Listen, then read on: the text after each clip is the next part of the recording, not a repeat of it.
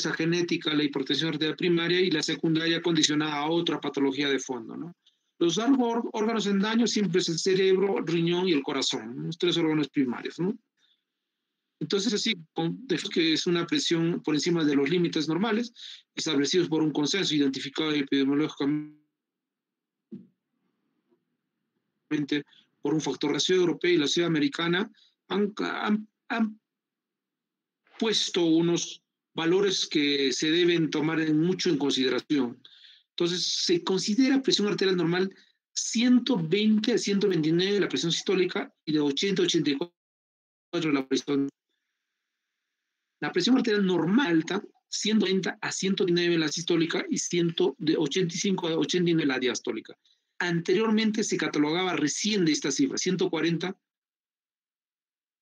para arriba la sistólica y 90 para arriba la sistólica, recién se catalogaba como hipertensión arterial, hipertenso, de primer grado.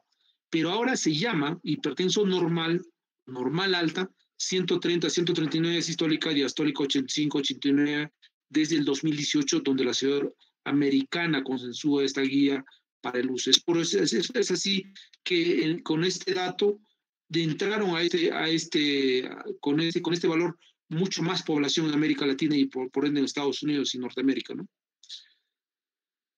La de segundo grado, 160, 179 sistólica y la diastólica 100 a 109. La de tercer grado, más de 180 la sistólica y más de 110 la diastólica. Y por encima de 110 a 120 ya se llama crisis hipertensiva, ¿no? Entonces sí que la hipertensión arterial es un factor de riesgo más relacionado con la presencia de enfermedades cardiovasculares, incluso después del tabaco, ¿no? Que ha producido bastante mortalidad en el mundo, más que incluso que el coronavirus que nos está azotando o solapando hoy en día, ¿no? Su etiología se puede definir, como les he dicho, esencial o primaria, que se presenta en un 90-95%, las guías dicen 90%, y la secundaria en un 5% causada subyacente a otras enfermedades como el síndrome de la apnea-hipopnea, ¿no? Se recomienda la medición de presión arterial cada 3 a 5 años en aquellos pacientes de 18 a 39 años de edad, o cada año en pacientes más de 40 años, como en mi caso, ¿no? Cada año debería medirme mi presión. Entonces es importante ver estos datos ya consensuados en aquellos pacientes con hipertensión arterial. Es así que la presión arterial óptima es menos de 120/80, entonces en estos pacientes se deben controlar por lo menos cada 5 años su presión, ¿no? Pero en los pacientes que tienen presión arterial normal alta, de 120 a 129, con una diastólica 80-40, se debe controlar al menos cada 3 años. Y los pacientes que tienen ya por encima de 130, 139 la sistólica con una 85, 89 de diastólica, se debe controlar y ya hacer el diagnóstico de hipertensión con un mapeo. El mapa o el mapeo manual se debe hacer con un equipo que se coloca en el antebrazo para el monitoreo de presión arterial horario, que se deja 24 horas o 72 horas en estos pacientes para el control, ¿no? Y en estos pacientes se debe hacer un control anual su presión. Y si tiene comorbilidades, mucho aún, ¿no? Si es obeso, si es diabético, o es fumador, etcétera, ¿no? Ya los pacientes con una presión arterial más de 140, sistólica y diastólica más de 90, sí o sí se debe hacer el mapeo en la consulta, dejar el mapeo manual o repetir la presión arterial en la consulta, ¿no? Para ver y definir si este paciente ya es hipertenso, ¿no? Hay pacientes que hacen hipertensión de 140 a 90 solamente en la consulta. Se llama hipertensión arterial de bata blanca, ¿no? Entonces, así que en el Perú tenemos al 2019 41.1% de personas de 15 a más años de edad que presentan riesgo cardiovascular muy alto, ¿no? Según el área de residencia. Es así que las residentes en área urbana presentan 44.1%, en Lima Metropolitana 46%, ¿no? Recordemos que en Lima Metropolitana la situación es más el sedentarismo, ¿no? En el mundo es la primera causa de muerte y discapacidad, no más que el coronavirus actualmente. Tenemos estas por regiones, ¿no? Lima Metropolitana presenta el 28%, costa, el resto de la costa 27%, la sierra 23% y la selva en 21.5%. Es así que podemos ver cuáles son los factores de riesgo de hipertensión arterial. Es a partir de los 45 años. En las personas que desarrollan hipertensión arterial, el 90% es esencial y el 10% es secundario. Es importante la prevención primaria. Es una estrategia dirigida a la comunidad y al grupo de riesgo, principalmente por los médicos de familia. Nosotros carecemos en el Perú de médicos de familia para seguimiento, control y detección de hipertensión arterial. No contamos en el Perú. Sin embargo, esta hipertensión arterial de gran importancia tiene factores de riesgo. ¿Cuáles son? Los factores de riesgo modificables y los factores de riesgo no modificables. ¿Cuáles son los factores de riesgo modificables? No modificables, que no se pueden modificar, que no van a modificar la hipertensión arterial que ya tiene. ¿Cuál es? La historia familiar, los factores genéticos, y así como también el género. Cuanto el varón tiene, dice, mayor riesgo cardiovascular e hipertensión entre los 35 a 50 años de edad. Las mujeres tienen mayor riesgo cardiovascular e hipertensión a partir de la quinta década, postmenopausia. Esto se está relacionando mucho con la hormona, ¿no? Con la situación hormonal. Recuerde que deja de menstruar y hay alteraciones hormonales después de la menopausia. La raza negra tiene mayor incidencia que la raza blanca. La edad es importante. Pacientes mayores de 65 años tiene más prevalencia de hipertensión arterial en un 60% que los pacientes de menos de 18 años de edad. Los factores socioeconómicos, ¿no? Las condiciones de salud. Hoy por hoy se consume bastante agua con metales pesados en nuestra zona, ¿no? Por las mineras no formales, ¿no? El acceso a la información y servicios sanitarios también es importante. La adherencia al tratamiento. Es importante esto, la adherencia al tratamiento, porque los pacientes que no supongamos que el médico no indica o no sensibiliza o no indica bien el tratamiento, el paciente no va a tener un buen apego o una buena adherencia al tratamiento y por ende no lo va a tomar el paciente. Entonces se pierde, ¿no?, esa adherencia y por ende el paciente está mal controlado. Los factores de riesgo modificables, aquellos factores que sí se pueden modificar en un contexto de hipertensión arterial. Por ejemplo, la obesidad. Se dice que un paciente con obesidad de segundo grado, o primero o segundo grado, y que tienen hipertensión arterial, con que bajen el 10% de su peso, disminuyen, dice, el 5 a 10% de presión arterial diastólica, ¿no? Entonces, por ende, el obeso debe bajar de peso. El 70% de los nuevos casos de hipertensión, lógicamente, son la obesidad, ¿no? El alcohol es otro factor de riesgo, porque activa el sistema simpático central. ¿Qué nos bajan los factores de riesgo? La actividad física, la estimulación simpática, la rigidez de las arterias disminuye, ¿no? Aumenta la sensibilidad a la insulina, aumenta la intensidad HDL y reducción del LDL, ¿no? La ingesta de sal, pues, es importante porque condiciona la hipertensión arterial. Por eso produce una disminución moderada de catecolaminas circulantes, ¿no? La ingesta de sal. Por ende, aumenta la hipertensión arterial también, ¿no? El consumo recomendado es de 6 gramos de cloruro de sodio, ¿no? El tabaco produce aterosclerosis, daño vascular, el colesterol, la obesidad y la resistencia a insulina, ¿no? Los hábitos alimenticios, el consumo excesivo de grasas, ¿no? Como las comidas con preservantes o la manteca de chancho que está preparada, las cremoladas que encontramos en Plaza Vea, ¿no? ¿Cuáles son las posturas ideales? Esta es la postura ideal, ¿no?, para tomar una presión arterial. Que esté con descanso 10 minutos, ideal 20 minutos, que esté sentado, apoyado a la espalda de la silla, que esté relajado, que permanezca quieto, que no esté conversando, que no cruce la pierna y que el manguito debe estar por unos 2 centímetros por encima del codo del miembro inferior derecho para tomar. Y la insuflación debe ser 5 a 10 milímetros cada insuflado, ¿no?, para buena toma de muestra, ¿no? Se debe reposar aproximadamente 5 minutos, algunos dicen hasta 10 minutos, pero lo ideal es 10 minutos a 20 minutos. Pero nosotros en la consulta no se puede hacer eso porque nuestro sistema de trabajo nos pide hacer a tener 4 o 5 atenciones por hora. Entonces, en ese tiempo no se puede hacer esto. Entonces, ¿cuáles son las medidas que se debe tomar en la presión arterial? ¿Cuáles son las características con un mapeo automático y con un mapeo manual? Entonces, en el mapeo automático, las presiones se dan cada hora. Las cifras registradas van a estar relacionados o controlados por este aparato en forma automática y se debe comparar con la consulta médica, el primer contacto del médico, ¿no?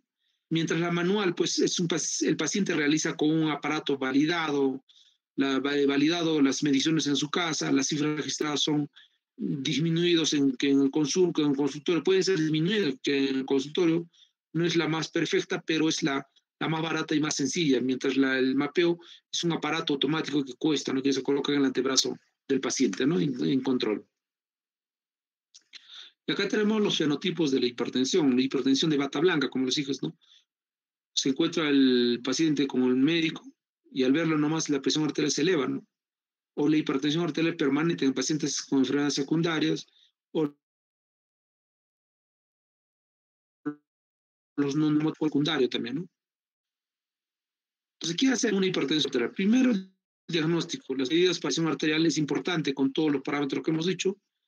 Descartar el fenómeno de bata blanca, descartar las crisis hipertensivas, en esto hacer una buena análisis y las pruebas complementarias, ¿no?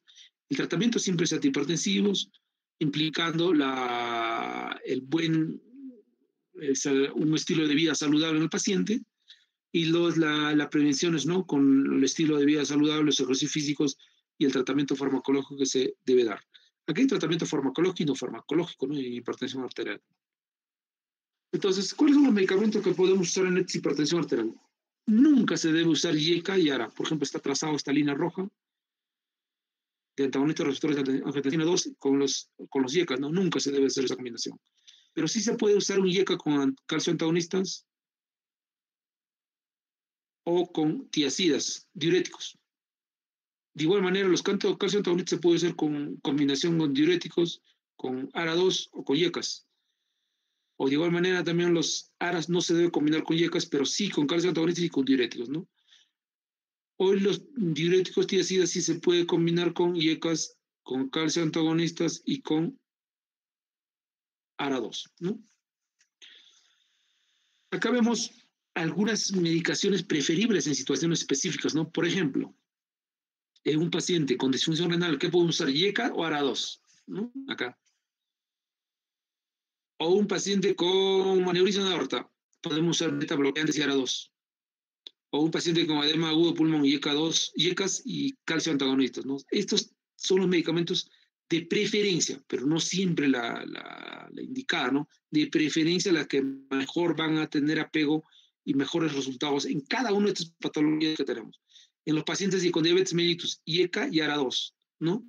Recordemos que no usamos en pacientes con diabetes los diuréticos o los beta bloqueantes, porque no es un problema cardíaco, sino es un problema renal. Entonces tratamos de cuidar el proceso renal que se puede desarrollar entonces con los ARA2 o los IECAS. En los embarazos, por ejemplo, en la preeclampsia, de preferencia la mejor indicada es la metildopa, ¿no? Los beta bloqueantes o el calcio antagonistas. La metildopa es un medicamento pues de acción central, ¿no? Que tiene derivados de los aminoácidos de fenilalanina, ¿no?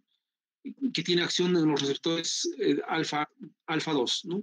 Adrenérgico de acción central, ¿no?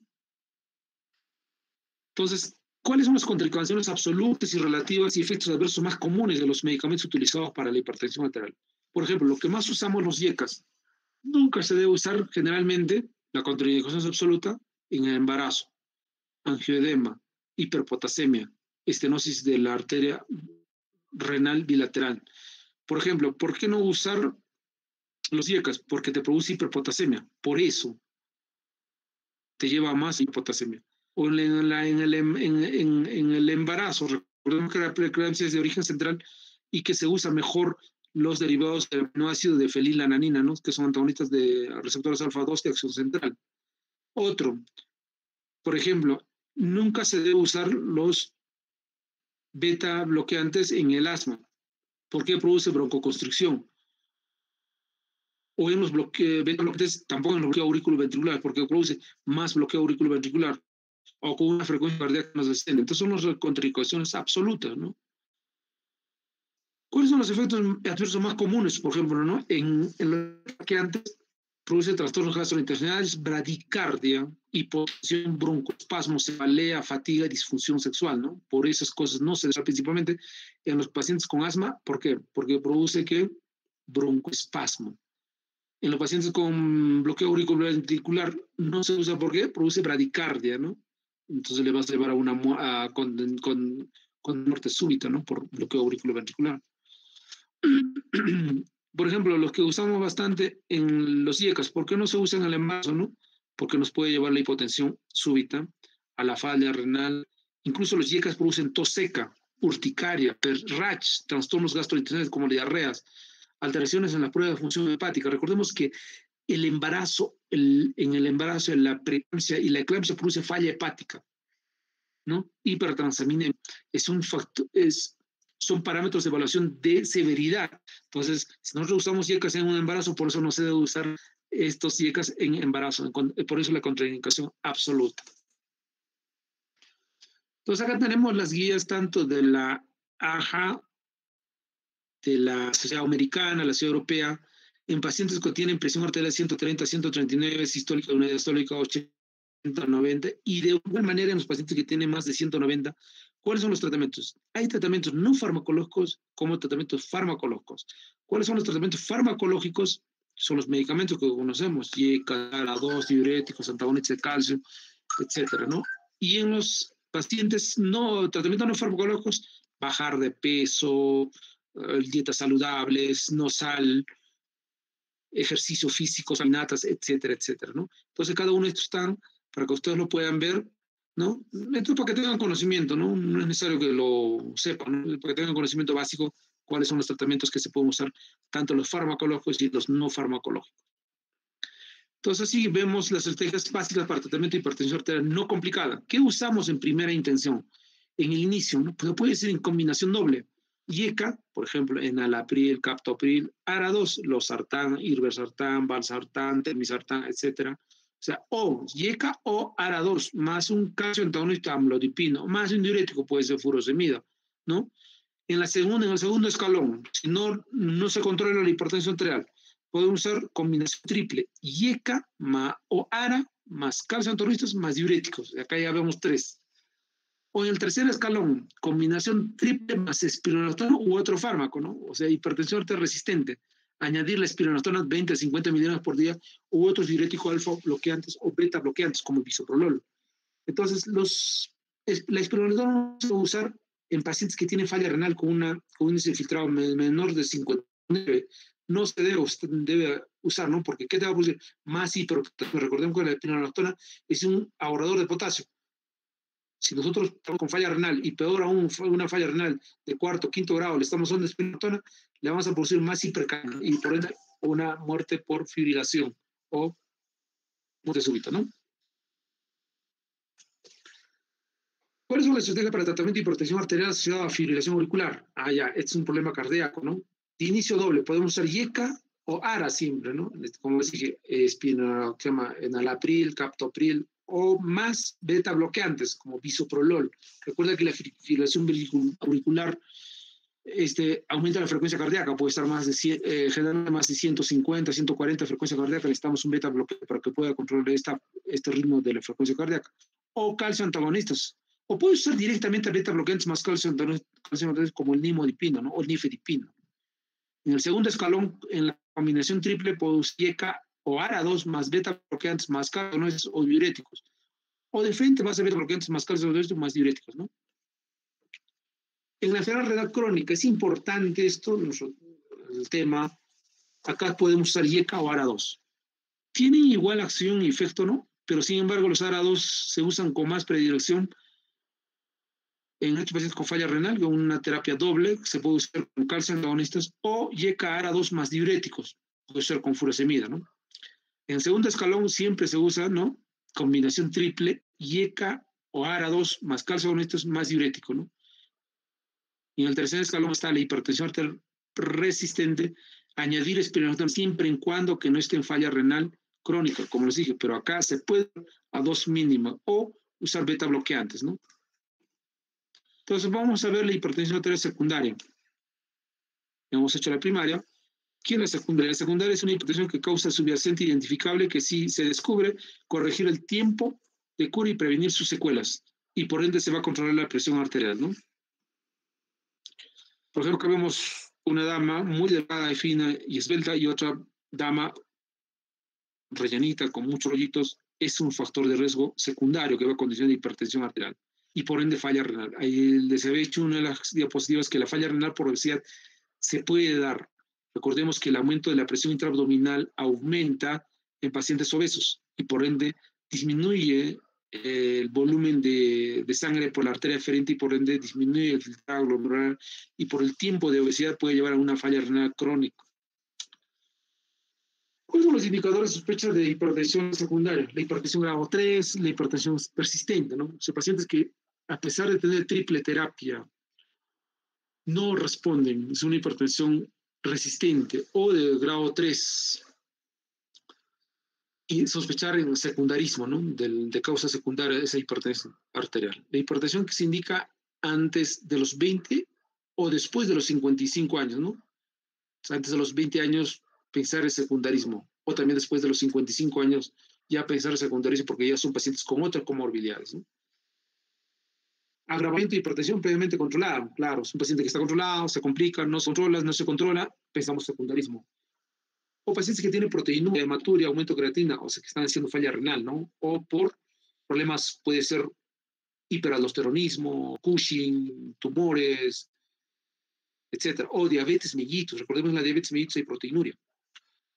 Buscar daño de órgano blanco, los soplos abdominales en aneurismas, coartación de aortas, etcétera, ¿no? Las enfermedades vasculares ateroscleróticas, generalmente por hipercolesterolemia, ¿no? Las aterosclerosis, las hipocalemias no explicables, por ejemplo, las hipocalemias explicables está el hiperaldosteronismo, ¿no?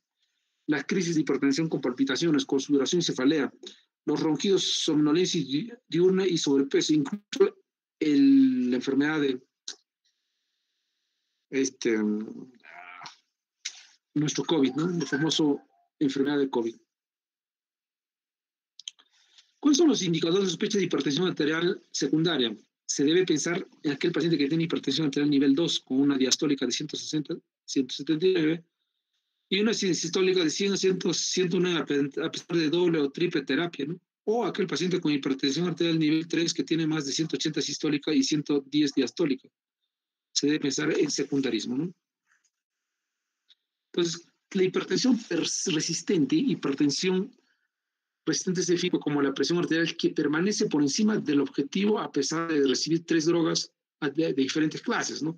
IECAS o ARA2, más antagonistas de calcio, más diuréticos, o beta bloqueantes más diuréticos, o beta bloqueantes más antagonistas de calcio, etcétera, etcétera, ¿no? Idealmente una droga debería ser un diurético y los 3 agentes deberían estar con dosis óptimas, ¿no? ¿Cuál es el manejo práctico de hipertensión arterial refractaria? Descartar una pseudoresistencia, ¿no? Evaluar la adherencia, evaluar la racionalidad del tratamiento, descartar interacciones farmacológicas, descartar condiciones asociadas, ¿no? Cambiar medicación o descartar HTA secundaria, ¿no? ¿Cuáles son las causas identificables? Por ejemplo, ¿en qué patologías? Enfermedad renal de origen parenquimatoso, como que en la diabetes mellitus, glomerulitis aguda, o las enfermedades renovasculares como la estenosis de la arteria renal, vasculitis intrarrenal, etcétera, ¿no? O los trastornos suprarrenales como Cushing, hipoaldosteronismo primario o feocromocitón, también inducida por el embarazo, como la preeclampsia, o los trastornos neurológicos en pacientes con hipertensión intracraniana posoperados de una crematomía evacuatoria por un hematoma, la apnea del sueño en pacientes posoperados de cráneo, porfiria, intoxicación por el plomo, metales pesados, ahora que tenemos en nuestra zona, la zona minera de la Rinconada, el estrés agudo, ¿no? La hiperventilación psicogénica, las quemaduras, la abstinencia de alcohol, los procesos perioperatorios, el alcoholismo, ¿no? La enfermedad renal parenquimatosa, más del 80% de la enfermedad renal crónica tiene hipertensión arterial. La causa, y es la causa médica más frecuente de hipertensión arterial. El paradigma es la diabetes nefropática o la nefropatía diabética, que el 50% de ingresos anuales a diálisis y hemodiálisis, ¿no? ¿Cómo es la fisiopatología de esta enfermedad? Entonces, Se dice que la disminución del filtrado glomerular, está dado porque hay compromiso de las nefronas. Si un porcentaje de nefronas está comprometido, el otro porcentaje de nefronas van a entrar en funcionamiento. Estas nefronas sanas que entran en funcionamiento van a tener una sobrecarga de volumen vascular y por ende al tener una sobrecarga de volumen vascular aumentar la presión hidrostática, produciendo pues una vasodilatación de la arteria aferente, ¿no? Y esto va a llevar a una hipertrofia glomerular. Y esta hipertrofia glomerular va a producir una glomerulolitis esclerosante progresiva y de esta forma va a haber una retención de sodio y agua, por el aumento de la hipovolemia y por ende la hipertensión sistémica y la disminución de la resistencia periférica, ¿no? Que nos va a disminuir la actividad renina, angiotensina, aldosterona, ¿no? Es por eso importante ver una ecografía renal para ver el tamaño del parénquima renal, que es importante para ver el tamaño del riñón. Recordemos que el riñón tiene un tamaño determinado. Ver la albuminuria, que es otro patrón de evaluación, creatinina urinaria. Por ejemplo, en la albuminuria, si tenemos una albúmina menos de 30, se considera una albuminuria tipo A1, si es de 30 a 299, o una albuminuria tipo 2, y si es más de 300, una albuminuria más de grado 3, ¿no? A3. Igual el tasa de filtrado, ¿no? Para ver el tasa de filtrado menos de 59, esta tasa de filtrado se puede ver a través del método de Korokov, MDR o EPI. Si tiene menos de 59, ya se considera una falla renal crónica. Y si es menos de 15, una falla renal terminal, ¿no? La enfermedad renal parenquimatosa es la disfunción renal y la insuficiencia renal se asocia pues a un muy elevado de episodios cardiovasculares, ¿no? La protección contra la progresión de la disfunción renal tiene dos exigencias básicas. Un control estricto de la presión arterial, que tenga una presión arterial menos de 130/80 o incluso inferior si la proteinuria es menos de 1 gramo por día, ¿no? También una reducción de proteinuria a los valores lo más próximos posibles a lo normal, ¿no? Para reducir la proteinuria es necesario un antagonista de receptores de angiotensina o un IECA, ¿no? Puede ser losartán, valsartán y losartán en los antagonistas de receptores o los como la enalapril conocido, ¿no? O la combinación. Nunca se debe combinar con estas, ¿no? Se puede combinar con antagonista de calcio, ¿no? Tenemos otra patología que es el hiperaldosteronismo primario. Es el resultado de un exceso de aldosterona que se da en forma autónoma e independiente del sistema renina-aldosterona. Esto suprime la actividad de renina plasmática y aumenta la presión arterial por la reabsorción de sodio y excreción de potasio, produciendo pues hipopotasemia. Es por eso que en el hiperaldosteronismo tenemos pues hipopotasemia y hipertensión arterial refractaria, que no mejora con tratamiento doble ni triple, ¿no? La incidencia de hiperaldosteronismo primario es de 5,8%. Esta incidencia aumenta en hipertensos severos o refractarios. Los subtipos más prevalentes son la hiperplasia adrenocortical bilateral y el adenoma productor de aldosterona, ¿no? Otros son los hiperaldosteronismos remediables por corticoides, el causado por hiperplasia adrenal primaria y el carcinoma adrenal, ¿no? Siempre se debe sospechar hipertensión resistente a una hipopotasemia, ¿no? Con un 25% de hiperaldosteronismo primario y pacientes con HTA y antecedentes familiares de ASB antes de los 40 años, ¿no? Accidentes cerebrovasculares, ¿no? ¿Cómo se debe hacer el diagnóstico o la detección? A través de la hipertensión e hipopotasemia, un potasio menos de 3,5, ¿no?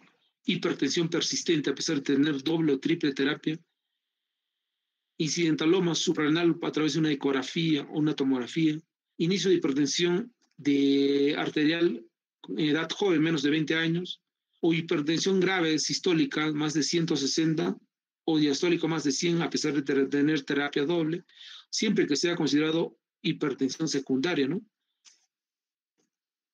¿Cuál es entonces el diagnóstico en esto? Hipertensión, hipocalemia. Debe haber esa combinación. Hipertensión arterial incidentaloma con ecografía o tomografía buscando tumores suprarrenales, unilaterales y bilaterales, o hipertensión refractaria a tratamiento, ¿no?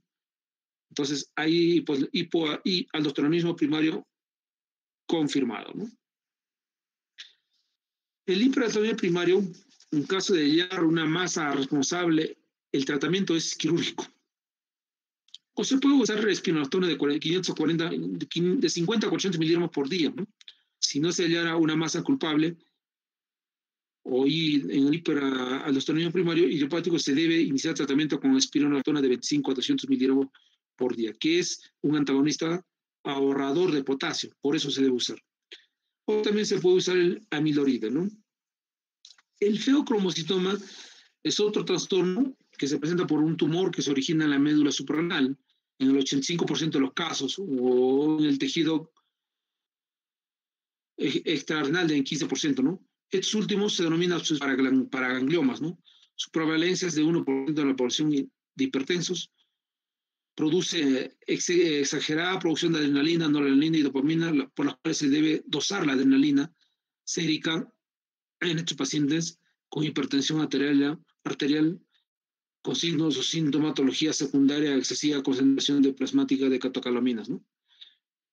Es el tumor de los 10%, ¿no? 10% de familia, 10% bilateral, 10% malignidad, 10% extraabdominales y 10% múltiples.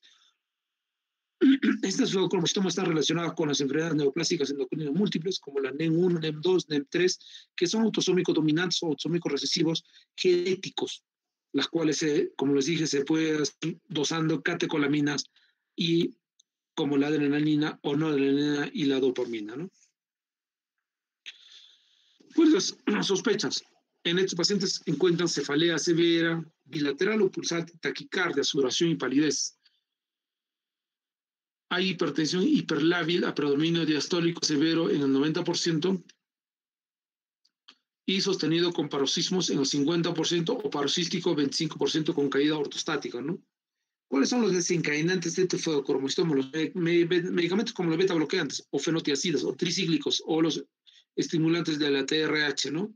Así como también los ejercicios, los cambios posturales, la misión, el dolor, los ciclos menstruales, o las cirugías como la anestesia o la arteriografía, el embarazo, el parto, los cambios de temperatura, ¿no? ¿Cuáles son las alteraciones metabólicas en el feocromocitoma, ¿no? La hiperglucemia, disminución de peso. Es comparable con un paciente con hipertiroidismo, porque tienen disminución de peso, taquicardia, sudoración, palidez, cefalea. Puede haber también fiebre, leucocituria o hipocalemia, ¿no? Muchas de estas patologías como el feocromocitoma su diagnóstico diferencial es con el hipertiroidismo, ¿no? Entonces, como les dije, producen ACTH ectópico, hipercalcemia, como en el neoplasia endocrina múltiple tipo 2, ¿no? Acá vemos un incidentoloma del tumor suprarrenal.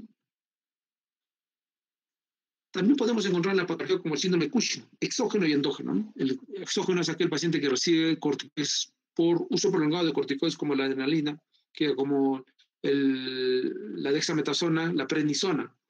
Principalmente aquellos pacientes que tienen artritis reumatoidea, ¿no? Cushing exógeno, por uso prolongado de dexametasona que le indica el médico 4 miligramos cada 24 horas y termina en 6 meses, un año con síndrome de Cushing, con su cuello de búfalo gris, con su piel delgada, cara de luna llena, etcétera, ¿no? La causa más común de este Cushing también afecta en un 60-70% de los pacientes es un adenoma de origen central, ¿no? En la hipófisis que produce hipersecreción crónica de ACTH, originando pues una hiperplasia suprarrenal bilateral. Esta forma de síndrome es conocida concretamente como enfermedad de Cushing endógeno, ¿no? De causa tumoral por un adenoma hipoficiario. ¿Cómo se hace el diagnóstico? A través de una tomografía o una resonancia magnética, ¿no? Otra causa del síndrome de Cushing son los tumores, también anomalías en las glándulas suprarrenales, o el uso crónico de corticoides, como les dije, ¿no? O la producción exagerada de ACTH por parte de los tumores que normalmente no la producen, ¿no? La hipertensión es una manifestación muy frecuente y se da alrededor del 80% de estos pacientes. ¿Cuál es el cuadro clínico? Como les dije, obesidad central, fases de luna llena, debilidad muscular, piel delgada, estrías cutáneas, trastornos psíquicos, osteoporosis, resistencia a la insulina, ¿no? Acá tenemos una fotografía clásica.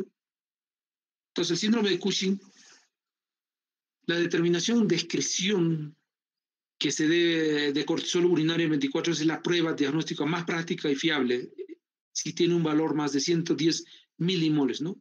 es clara la señal de síndrome de Cushing. Se puede hacer a través del test de la dexametasona. ¿Cómo se hace? Se hace colocando dexametasona a dosis baja durante 2 días de 0.5 miligramos por cada 6 horas por 8 dosis.